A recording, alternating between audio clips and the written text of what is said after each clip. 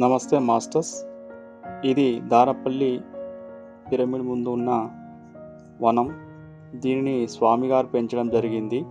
ఈ వనంలో రకరకాల పండ్ల చెట్లు, ఔషధ గుణాలున్న చెట్లు నాటడం జరిగింది మాస్టర్. ఈ వనం పక్కనే ఖాళీ ప్లేస్ ఉంటుంది. ఆ ఖాళీ ప్లేస్లో బుద్ధుని విగ్రహం ఉంటుంది మాస్టర్.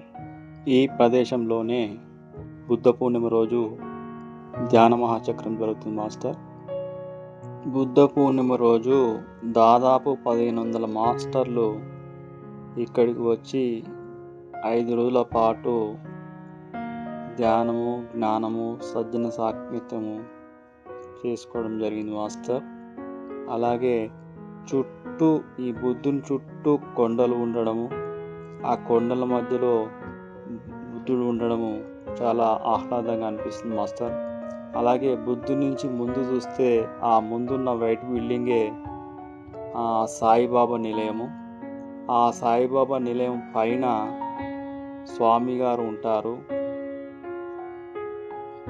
అలాగే ఫస్ట్ ఫ్లోర్లో స్వామి గారు ఉంటారు. సెకండ్ ఫ్లోర్లో ఒక పిరమిడ్ క్షేత్రం ఉంటుంది మాస్టర్.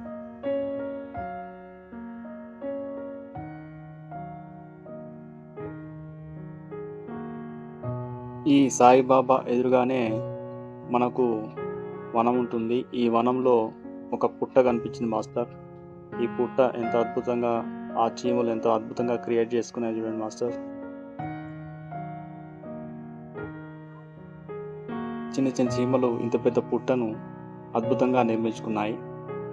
అలాగే ఇది మధ్యలో ఉన్న, అంటే సాయిబాబా టెంపుల్ పక్కన ఉన్న పిరమిడ్ మాస్టర్.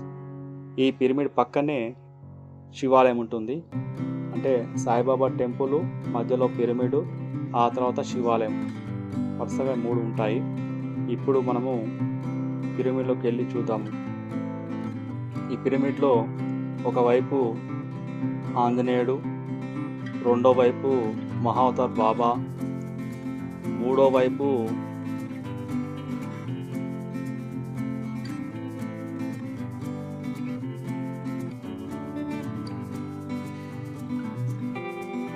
బుద్ధుడు ఉండడం జరుగుతుంది. ఈ పిరమిడ్లో చాలా అద్భుతమైన ఎనర్జీస్ ఉన్నాయి మాస్టర్స్. ఈ పిరమిడ్ పైకప్పున మెర్కాబా పిరమిడ్ కూడా ఉన్నది. అలాగే ఈ 4 పక్కన ఈ పిరమిడ్లోకి ఎంట్రన్స్. ఈ ఎంట్రన్స్ నుంచి మనం బయటికి వెళ్తే ఇప్పుడు మనము జలపాతానికి వెళ్ళే దారిని చూపిస్తాం మాస్టర్. ఇది శివాలయము. ఈ శివాలయం పైన కూడా ఉండొచ్చు. ఇది పిరమిడ్, అది సాయిబాబా టెంపుల్.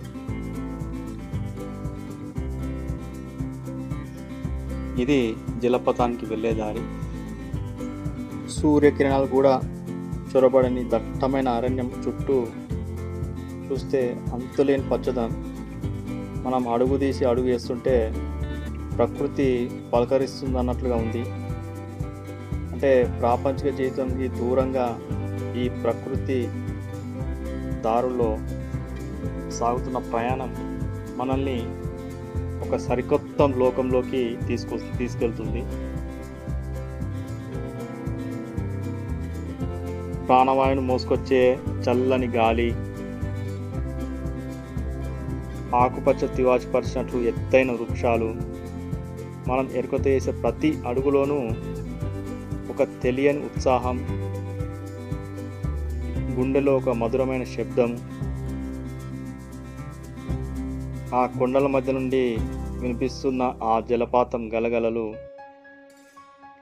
ఈ ప్రకృతిని గమనిస్తూ ఉంటే నాలో అలసటని,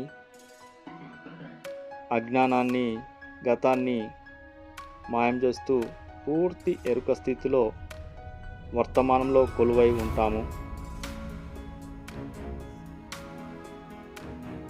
మనం కింది నుంచి పైకి పిరమిడ్ నుంచి పైకి జలపాతానికి వెళ్ళడానికి దాదాపుగా 10 నిమిషాలు పడుతుంది.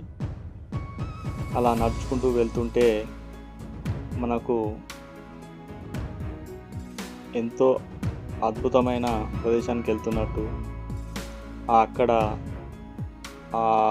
ట్రెక్కింగ్ చేసే క్రమంలో మన శ్వాసక్రియ పెరిగి అక్కడ ప్యూర్ ఆక్సిజన్ని పీల్చుకోవడం వల్ల మన శరీరంలో పూర్తి హీలింగ్ జరుగుతూ ఉంటుంది మాస్టర్స్.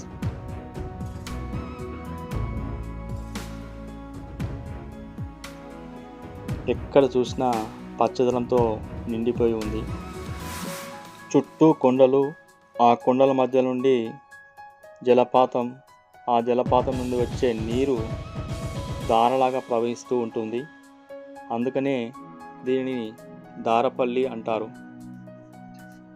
ఇది ఆ దార పక్కన ఉన్న చిన్న శివాలయము.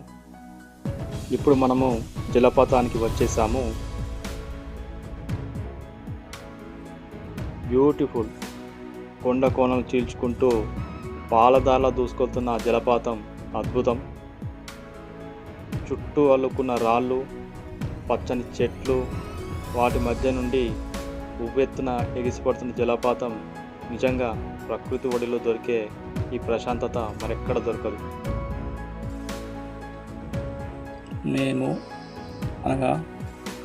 నేను రవీందర్ మాస్టర్, సందీప్ మాస్టర్ ముగ్గురం కలిసి దారపల్లిలోని మేమున్న ప్లేస్ నుంచి దాదాపు 2 కిలోమీటర్లు నడుచుకుంటూ వెళ్తే గుట్ట మీదకి వెళ్ళాము. ఆ వెళ్ళే క్రమంలో అంటే మాకు దారి ఏమీ లేదు, అలా నడుచుకుంటూ వెళ్తూనే ఉన్నాము. ఎలా అయితే అలా నడుచుకుంటూ వెళ్తూనే ఉన్నాము. అలా ట్రెక్కింగ్ చేస్తూ ఆ కొండ మీదకి వెళ్ళి కాసేపు ఫోకస్ చేసుకొని మళ్ళీ దిగడం జరిగింది. అలా దిగుతూ మెల్లమెల్లగా ఒక్కొక్క అడుగు వేసుకుంటూ దిగుతున్నాము.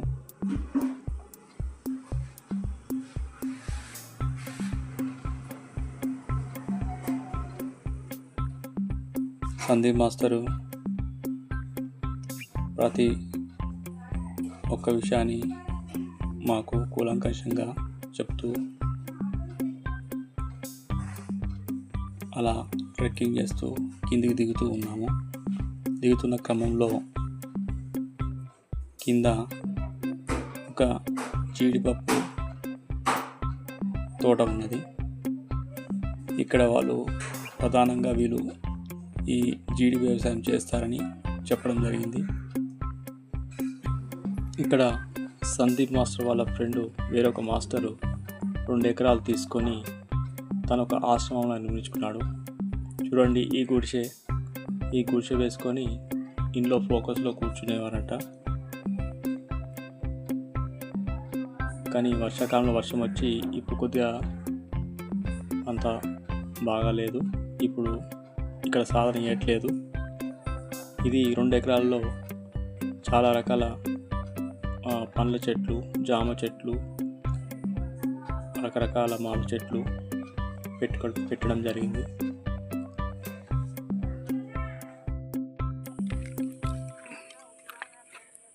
సూపర్ అండి.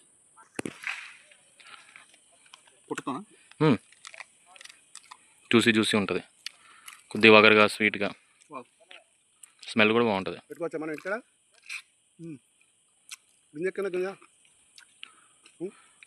గింజ కొద్దిగా స్లోగా తినండి. కొద్దిగా ఒక టైప్ ఆఫ్ ఘాటు కూడా వస్తుంది, గొంతు పట్టేసినట్టు ఉంటుంది కొద్దిగా, కాకపోతే బాగుంటుంది.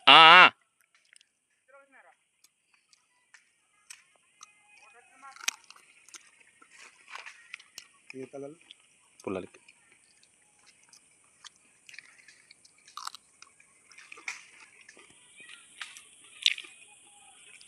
స్మెల్ కూడా బాగుంటుంది. స్మెల్ చూసారా, మంచి స్మెల్ వస్తుంది. ఒక